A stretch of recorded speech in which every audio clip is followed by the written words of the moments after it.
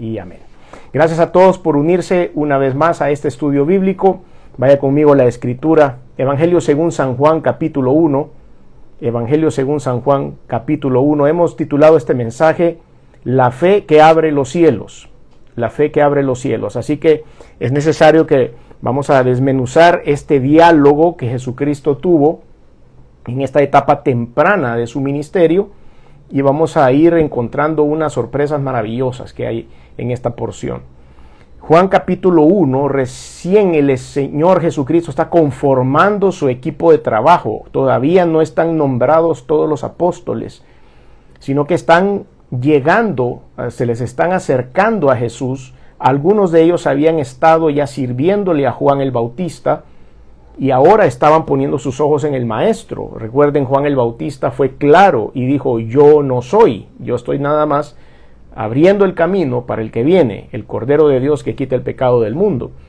Es importante, dijo él, que él crezca y que yo mengüe. Entonces algunos de sus discípulos, de los discípulos de Juan el Bautista, cuando vieron al Maestro, decidieron unirse a él. No era necesario tener una exclusividad con Juan, sino que era necesario seguir al verdadero Dios, al Todopoderoso. Entonces el Señor Jesús, en esta porción, esta escena que vamos a estudiar, está conformando su equipo de trabajo. Recordemos que el primero que llegó a los pies de Cristo era un discípulo de Juan el Bautista llamado Andrés. Andrés es una figura importante en la conformación del equipo de trabajo de Cristo. Sin embargo, si ustedes analizan la vida de Andrés, Andrés siempre estuvo ahí, pero no estuvo ahí. Es decir, no era como su hermano Pedro. Pedro llamó la atención siempre. Pedro siempre hizo cosas supremamente buenas, pero supremamente malas también. Se tropezó Pedro muchas veces por abrir la boca en momentos en los que no lo tenía que abrir, pero en algunas fue acertado también. Por ejemplo, la escena bíblica que más describe la personalidad de Pedro es cuando se baja de la barca y empieza a caminar sobre el agua. Un hombre impulsivo con mucha fe, pero al mismo tiempo, en el mismo momento, podía decir algo que botaba todo lo que había hecho. Y así mismo pasó ahí. Primero caminó sobre las aguas y después tuvo miedo y se hundió. Entonces vemos esta parte de la Escritura en donde el Señor está empezando a conformar su equipo. Así que vaya conmigo Juan 1, 43 al 51. El siguiente día quiso Jesús ir a Galilea y halló a Felipe y le dijo, sígueme. Y Felipe era de Betsaida, la ciudad de Andrés y Pedro. Felipe halló a Natanael y le dijo, hemos hallado a aquel de quien escribió Moisés en la ley, así como los profetas, a Jesús el hijo de José de Nazaret. Natanael le dijo, ¿de Nazaret puede salir algo bueno? Le dijo Felipe, ven y ve. Cuando Jesús vio a Natanael, que se le acercaba, dijo de él, he aquí un verdadero israelita en quien no hay engaño. Le dijo Natanael, ¿de dónde me conoces? Respondió Jesús y le dijo, antes que Felipe te llamara, cuando estabas bajo la higuera, te vi. Respondió Natanael y le dijo, Rabí, tú eres el Hijo de Dios, tú eres el Rey de Israel. Respondió Jesús y le dijo, porque te dije que te vi debajo de la higuera, ¿crees? Cosas mayores que estas verás. Y le dijo, de cierto os digo, de aquí en adelante veréis el cielo abierto y los ángeles de Dios que suben y descienden sobre el Hijo del Hombre. Esta es una porción súper importante. Cuando el Señor Jesús empezó a reunir a su gente, como dije hace un momento, el primero que llegó fue Andrés. Y Andrés, aunque no figuró después, Andrés solo se menciona 3 veces en toda la Escritura, pero siempre estuvo listo para servir al Señor. Aunque no figuraba, como dije hace un momento, en los nombres más importantes o más rimbombantes de los discípulos y de los apóstoles, Andrés siempre estuvo ahí, nunca falló. Era un hombre noble, era un hombre fiel, era un hombre que si estaba bien que todos los demás tuvieran fama y que tuvieran protagonismo, y él se quedaba atrás, pero era un hombre en el que siempre se podía confiar. El Señor lo encontró y luego él fue el primer evangelista del Nuevo Testamento, es decir, fue el primero que compartió el mensaje de Jesús y lo hizo con su hermano Pedro. Y entonces Pedro fue y se dio cuenta a través de lo que había sido, lo que hoy conocemos nosotros como el evangelismo y discipulado, fue y lo trajo a los pies de Jesús. Y ya ustedes conocen la historia de Pedro. Entonces ellos empezaron a caminar y luego llegó este otro hombre con el mismo perfil de Andrés, se llamó Felipe.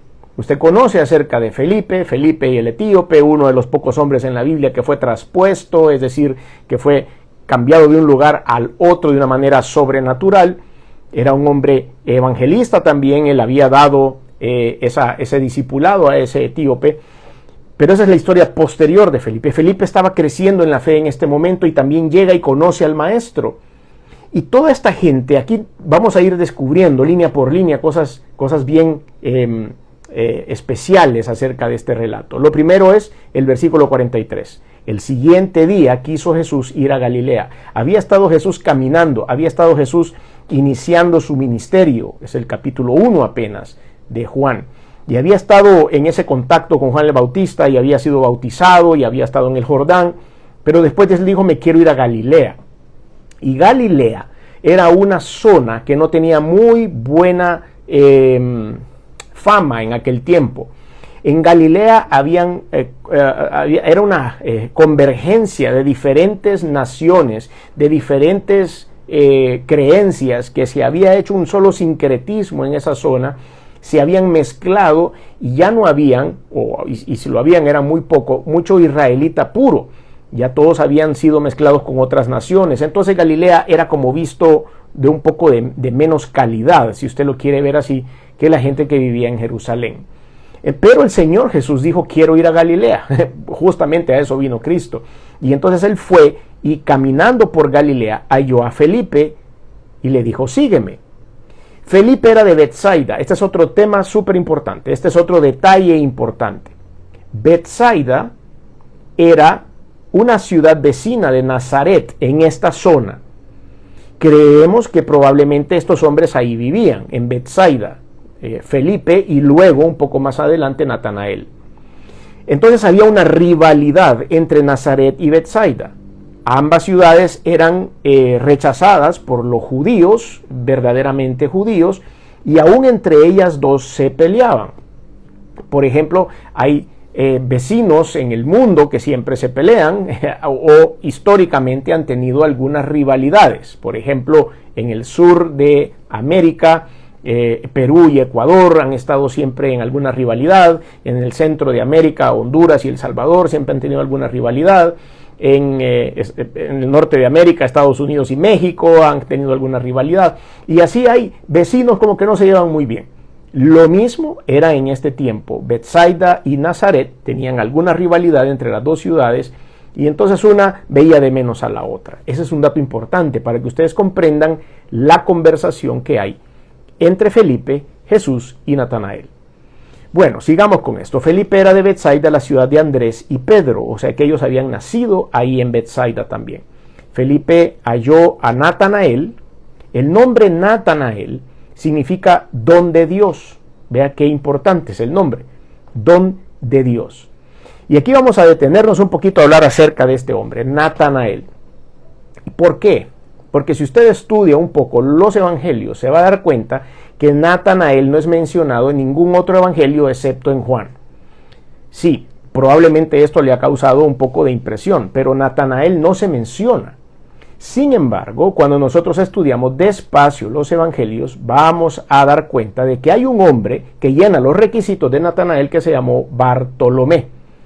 Probablemente Natanael era el nombre y Bartolomé era su apellido o el apellido familiar. Recuerden que antes no se usaban los apellidos como lo hacemos ahora, ¿verdad? Que era el apellido es como una marca que viene familiar, sino que también era como un sinónimo de lo que había pasado en esa familia. Entonces la palabra Bartolomé probablemente significaba el apellido de este hombre Natanael. Es por eso que no se pronuncia o no es el nombre Natanael, no lo vamos a encontrar en otros evangelios. Sin embargo, en el orden de las listas de los apóstoles y los discípulos del Señor Jesús, en los otros tres evangelios llamados evangelios sinópticos, porque entre Mateo, Marcos y Lucas podemos hacer un cuadro sinóptico en donde vamos a encontrar las mismas actividades, las mismas historias, tal vez en algunos con un orden diferente, pero es comparativo entre uno y otro.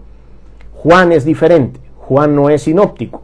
Juan cuenta su historia que él vivió junto a Jesús. Sabemos que él es el que estuvo más cerca de los tres evangelistas y que pudo recabar su propia historia desde su punto de vista, que fue incomparable. Nadie pudo tener el punto de vista de Juan.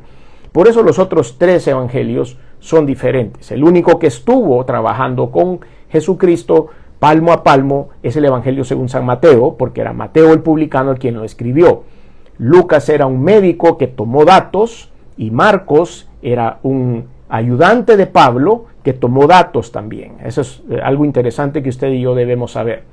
Por lo tanto, en el libro o en el Evangelio según San Juan es el único que menciona a Natanael. Probablemente Juan trabajó de cerca con él y sabía que ese era su nombre propio, y tal vez en los otros evangelios se recabó la información y se le puso Bartolomé. Importante dato, para que no haya confusión después en que las listas están equivocadas.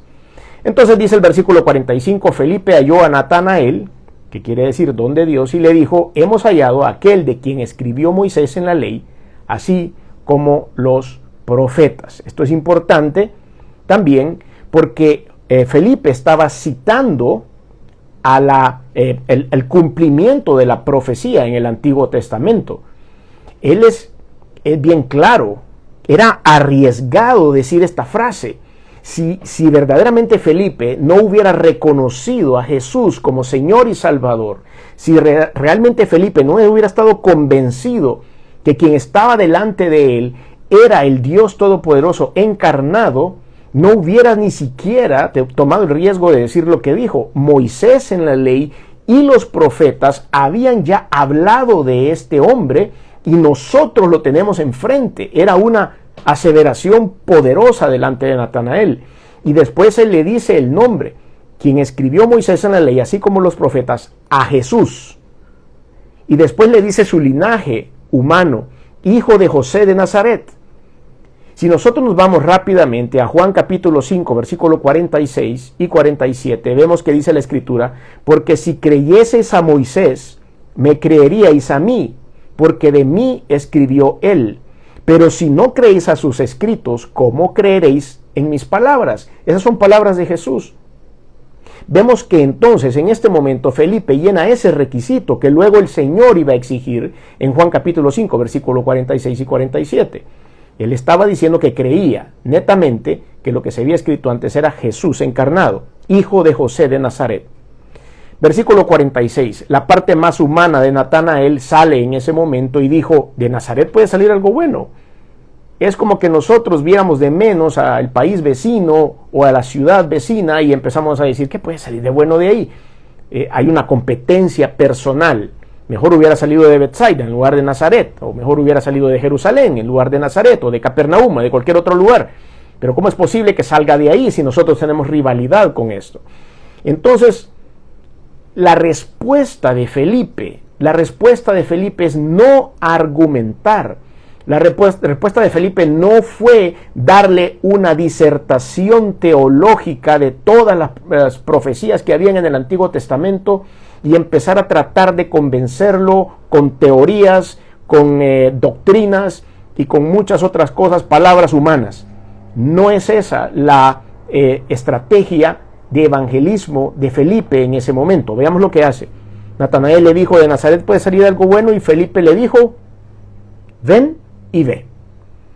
Y a veces es necesario que nosotros estemos en el testimonio del Espíritu Santo. A veces es necesario que, como este hombre Natanael, vayamos y veamos.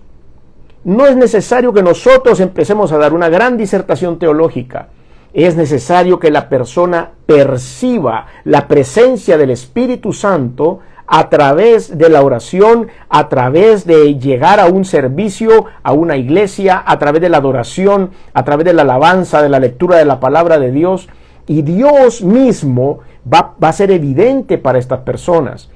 Hemos tenido muchos testimonios a lo largo de los años de gente que entran a la iglesia y de repente hay algo que les parece sobrenatural. Hace poco hablaba con una persona y me contaba el testimonio de un rockero famoso de uno de esos grupos, así que no son nada cristianos, que digamos, nada cristianos, absolutamente nada de eso, y que él de repente estaba viviendo en el centro de la Florida y una vez la esposa le dijo que por qué no iban a una iglesia, cristiana, y él le dijo, ¿cómo voy a ir a una iglesia cristiana? Yo no quiero ir a la iglesia cristiana. Y entonces al final dice que fue este rockero, baterista de un grupo famoso de rock pesado, y cuando entró a ese lugar, él cuenta su testimonio, entró a ese lugar y no podía parar de llorar. Y en el momento en el que él escuchó la alabanza, siendo un músico profesional y todo, no sé quién estaba tocando o cómo, si eran super prodigios los hermanos de la alabanza en esa iglesia, estoy seguro que no importaba la técnica, era la unción del Espíritu de Dios.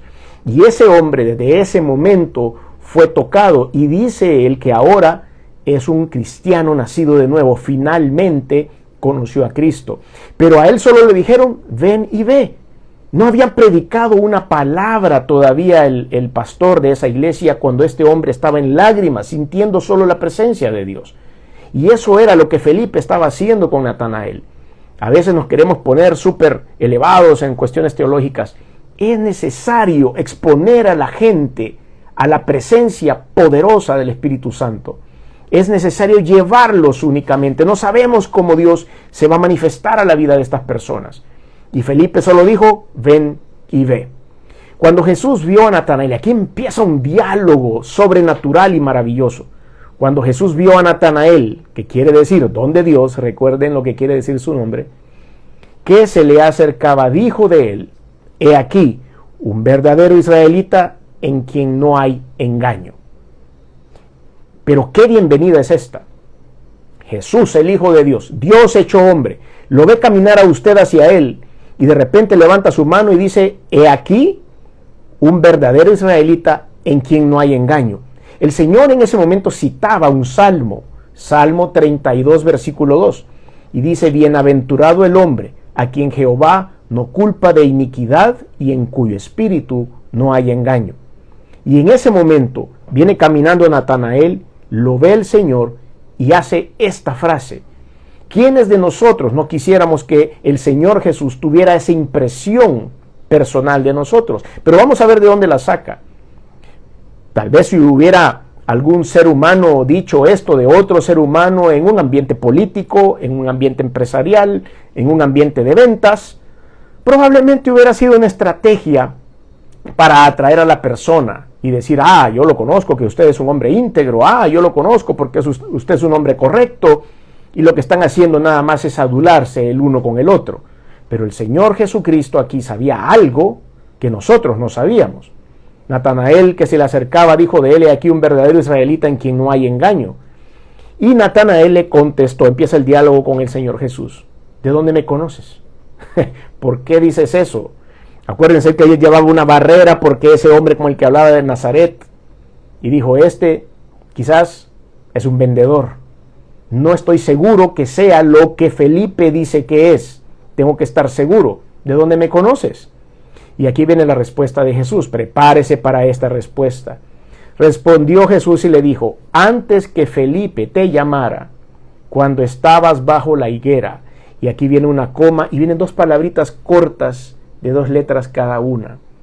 Y es ahí donde tenemos que estar usted y yo. Es ahí. Yo veo estas 2 palabritas y me dan ganas de llorar. Cuando estabas debajo de la higuera, te vi. Te vi. Natanael no sabía que lo estaban viendo. Natanael no tenía ni la menor idea que iba a tener un encuentro personal con el Rey de Reyes y el Señor de Señores. ¿Y a dónde había estado este hombre? En la higuera. Es importante ese dato. ¿Le ha visto usted o a mí el Señor debajo de la higuera? Yo quiero gritar en este momento, Señor, mírame. Mírame, esas 2 palabras tan cortas de 2 letras. Ahí te vi. Ahora le voy a explicar qué es esto de la higuera. En aquel tiempo, como usted sabe, o quizá ha estudiado, voy a remontar al Antiguo Testamento cuando Moisés se encuentra a la higuera ardiendo, o estaba una planta estaba ardiendo en ese momento.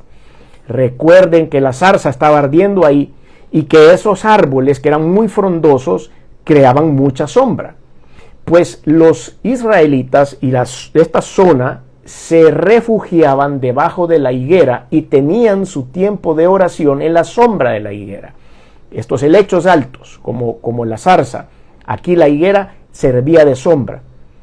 O sea, que si nosotros entendemos esa parte cultural de los hebreos, entendemos que cuando un hebreo buscaba la sombra de la higuera, era para meditar en la palabra de Dios, era para buscar a Dios.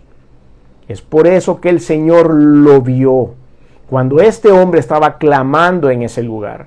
Es por eso que el Señor, sin estar presente, sabía cada palabra que Natanael había dicho debajo de la higuera. Conocía su corazón, ya lo había escaneado, ya sabía quién era y sabía que estaba escogido para ser uno de sus 12 apóstoles. Por eso cuando él le dice, te vi, y me conmueve el hecho de que cuando estamos en la presencia de Dios, aunque usted y yo no lo percibamos, el Señor nos ve. Nunca una oración es un desperdicio de tiempo. Nunca una oración va a ser no escuchada por Dios. Nunca una oración, por pequeña que sea, pasará desapercibida en los cielos. Nunca su clamor, su petición, su deseo, su adoración, su deseo de amar a Dios, su deseo de cantarle a Dios, su deseo de leer la palabra y meditar en ella, pasará desapercibida por el Señor. Te vi. Y te vi, le va a decir Dios a usted esta noche, que se vaya de rodillas cuando nosotros terminemos este estudio y vaya a buscar el rostro de Dios. Te vi, le va a decir el Señor, y conozco tu corazón, y sé lo que hay en tu corazón, y sé lo que dijiste, sé lo que pensaste, sé lo que ofrendaste, sé lo que pediste. Todo eso lo vio el Señor sin haber estado en su presencia. Y eso conmovió el corazón de Natanael. Versículo 49. Respondió Natanael y le dijo, Rabí. Rabí es una palabra muy usada en ese tiempo como respeto a una autoridad espiritual. Rabí se le podía decir también a un sacerdote. Rabí se le podía decir a alguien que trabajaba en una sinagoga. Rabí podía decírsele también al Sanedrín, algún miembro del Sanedrín o de los fariseos. No necesariamente era una palabra fuerte. Rabí era reconocer su autoridad espiritual. Pero lo que viene a continuación, la palabra de Jesús, cuando es confrontado con ese hombre cara a cara, viéndose el uno al otro, Rabí, y aquí viene a continuación, tú eres el Hijo de Dios, tú eres el Rey de Israel. Hubo una conversión completa en ese momento. Natanael de su boca responde aceptando a Cristo como Señor y Salvador, aceptando a Cristo como el Dios Todopoderoso, aceptando a Cristo como gobernante del ejército de Israel, príncipe del ejército de Israel. Él lo pone en lo más alto en ese momento con palabras sencillas. Fue fulminado por el poder de Dios.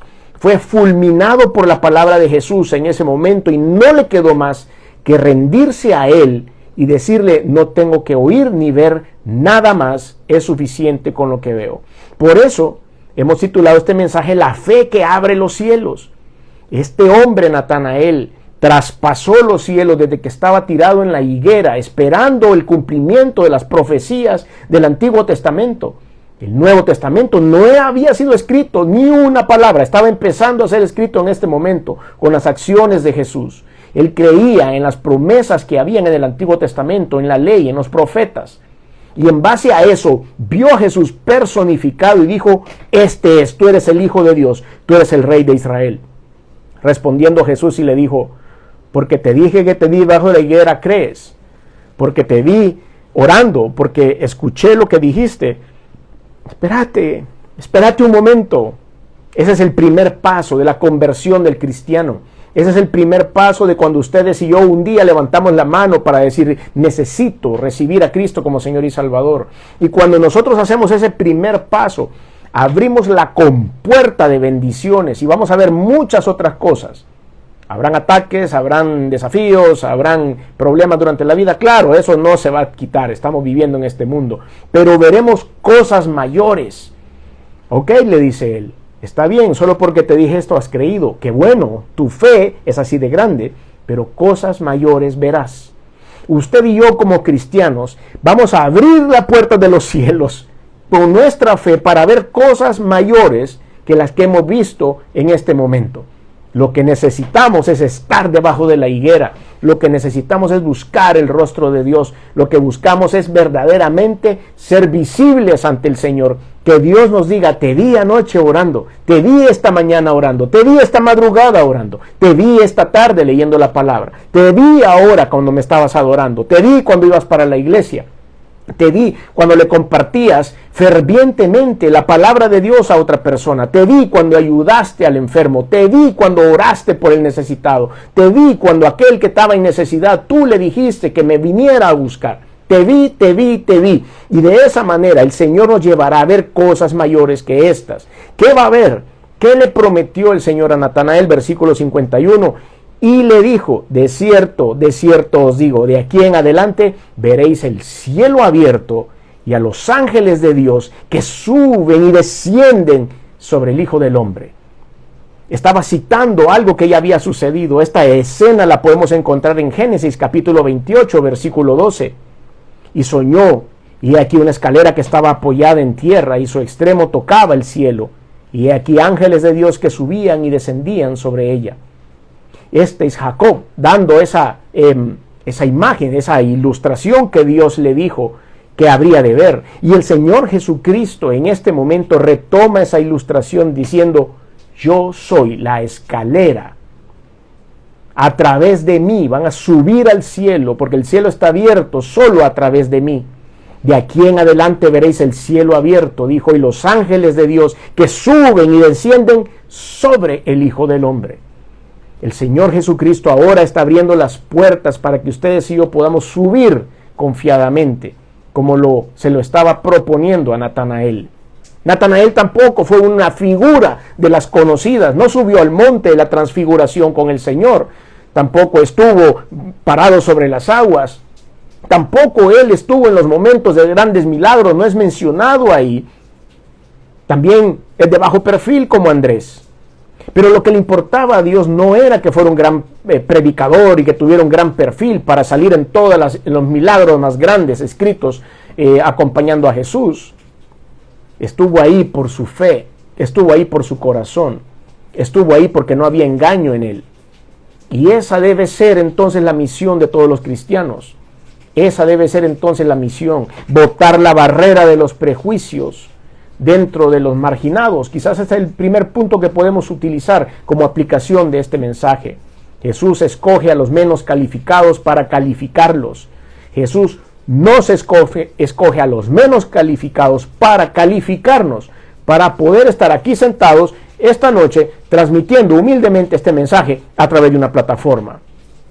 Jesús conoce las imperfecciones de lo que usará para su gloria. Él me conoce bien, lo conoce bien a usted y conoce bien a todos aquellos que en algún momento de nuestra vida queramos servirle. Los que han conocido el pecado más de cerca, los que han sido marginados por su historia social, los menos afortunados, los que son injustos con los de su misma condición. A estos escogió el Señor. Él desafió a romper las barreras por las evidencias, botando las barreras a través de las evidencias. De Nazaret puede salir algo bueno, dijo Natanael. En ese momento había una barrera. Ven y ve, le dijo Felipe. En eso la evidencia botó la barrera. Y es ahí donde tenemos nosotros ese gran recurso que solo tenemos los cristianos. Él desafió la convicción de otros. Felipe desafió la convicción y le dijo, hemos hallado aquel del que hablaba la palabra. Él desafió a romper los prejuicios por las evidencias. La fortaleza moral de Natanael lo llevó a la presencia de Dios. En él no hay engaño. Ama la verdad, aborrece la mentira. Mente analítica, espiritualmente hablando, está alerta a no ser engañado. Hay una apelación a la razón cuando Felipe le dice ven y ve también. Hay primero por acá y después el poder de la presencia de Dios. Hay una observación primero, hay una experimentación después. Felipe ya lo había experimentado. Hay una hipótesis, una teoría, hay una ley que está escrita y que después se evidenciaba en la presencia de Jesús. Los atributos divinos que Natanael pudo percibir es lo que hace a incrementar su fe. Todo esto probablemente él no tenía los nombres, el concepto bíblico de lo que era la omnisciencia o de la omnipresencia. Omnisciencia es uno de los atributos de Dios que lo sabe todo, y la omnipresencia es que está en todo lugar, en todo tiempo. En este momento, a esta hora de la noche, acá en Centroamérica, estamos transmitiendo esto. El Señor Jesús está acá ayudándonos y respaldándonos, y está ahí en el lugar donde usted está, en el país que sea, en el momento que sea. El Señor está en todas partes, en todos los lugares, y tiene todo el conocimiento. Entonces, en este momento se hacen esos atributos divinos, se hacen verdad delante de Natanael. La omnisciencia de conocer el carácter del hombre, la omnipresencia en estar en el momento donde lo vio debajo de la higuera. La unión de los atributos divinos en la naturaleza humana se ejemplificaron en Jesucristo. Por eso Natanael no tuvo más que aceptar que era el Hijo de Dios. El referido, cuando decimos Hijo de Dios, nos referimos a él con la naturaleza divina, un hombre con naturaleza divina. El rey de Israel que le dijo era referido a la naturaleza humana de Jesús, divina y humana. Habla de las dos cosas: Hijo de Dios, rey de Israel. Naturaleza divina, naturaleza humana. Aquí es a donde nace, entonces, en base a esto, puesto los pies en este sólido, pero súper sólido cimiento, el nacimiento de la fe verdadera y los alcances que lleva esta fe. La fe verdadera está basada en la conclusión que Jesús es el Hijo de Dios hecho carne. Significa que estamos caminando en la verdad. Este hombre descubrió que lo que la Biblia decía, o el Antiguo Testamento decía, era verdad. Significa que no seremos defraudados por algún concepto equivocado, y significa que Jesús todo lo puede. La dimensión por haber creído en Jesús como Dios, como Señor, como Salvador, es grande, porque primero soy testigo de una manifestación mayor de la presencia de Dios en nuestras vidas. Como siempre lo he dicho, el ser testigo de la manifestación de Dios tiene dos vertientes. La primera es personal. Deben pasar cosas sobrenaturales en su vida. Debe pasar y ver pasar las maravillas de Dios en algún punto de su vida. No puede ser lo que pasó hace 3 años o 4 años o 5 años. Deben haber cosas sobrenaturales sucediendo hoy día en su vida. La manifestación de Dios. Y también Dios nos permite a veces estar sentados en primera fila en la manifestación gloriosa de sus milagros y de sus maravillas en las personas que están delante de nosotros. No necesariamente nosotros recibimos el milagro, vemos el milagro en otras personas y nos damos cuenta de la manifestación gloriosa de Dios. Experimentar también una nueva etapa en ser testigo de la manifestación de Dios es para nosotros de crecimiento. La experiencia a lo largo de la vida de este hombre, ¿qué fue lo que este hombre vio después de ese milagro? Caminó con Jesús. No solo fue el hecho de decir me descubrió cuando yo estaba en la higuera, sino que habla de Jesús, el mediador entre el cielo y la tierra, viendo esa escalera abrirse, pero también ve los milagros tangibles en la otra gente. Vio enfermos sanados, vio endemoniados liberados, vio a los cojos que se le enderezaban sus piernas, y sobre todo creo que uno de los milagros en la Biblia registrados más sobrenaturales que hay, además de los resucitados como el hijo de la viuda de Naín o Lázaro, que resucitaron de la muerte, que creo que eso es sobrenatural, de verdad es algo que reta todas las leyes. Hay otro milagro que es la sanidad del manco. Usted sabe lo que es un manco. Un manco es una persona que no tiene una mano, no la tiene. ¿Y cuál es la sanidad del manco? La sanidad del manco es que le salga una mano nueva, si no, ¿cómo va a estar sano un manco? Entonces, el resucitar a una persona y hacer de que en una mano, en un brazo que ya no hay mano, salga una mano, esos son milagros que solo pueden ser atribuidos al Dios Todopoderoso. Natanael iba a ver todo esto. Natanael iba a estar presente en esto cuando nosotros abrimos nuestro corazón a Cristo. ¿Le salió la mano a Natanael? No. Fue estaba sentado en la primera fila de estos milagros, y eso hace solidificar nuestra fe. La experiencia en la vida de este hombre fue sobrenatural. Hay algunas cosas que se cuentan acerca de Natanael, no bíblicas. Esto es en algunos escritos históricos que se habla de Bartolomeo, de Natanael, que dicen que sirvió como misionero en la India después del tiempo de Jesús, que fue decapitado por el rey Astiages. Dicen que la tradición dice que por ahí anduvo esto, y otras tradiciones también dicen que lo crucificaron cabeza abajo. También hicieron esto con Pedro, dice la tradición. Esto no lo podemos verificar, pero bueno, eso es lo que cuentan acerca de Natanael. La Biblia no lo dice. Entonces, el uso del nombre de Jesús hoy en día es la declaración de la convicción que Jesús es Dios, es la declaración de la intervención de los atributos de Dios, es la declaración del poder de la expiación y resurrección de Cristo, es la declaración de la mediación de Jesús a favor de todos nosotros, y es la declaración de que Él es el único soberano y que viene una vez más, por segunda vez, y va a venir por su iglesia en el arrebatamiento. ¿Está usted listo?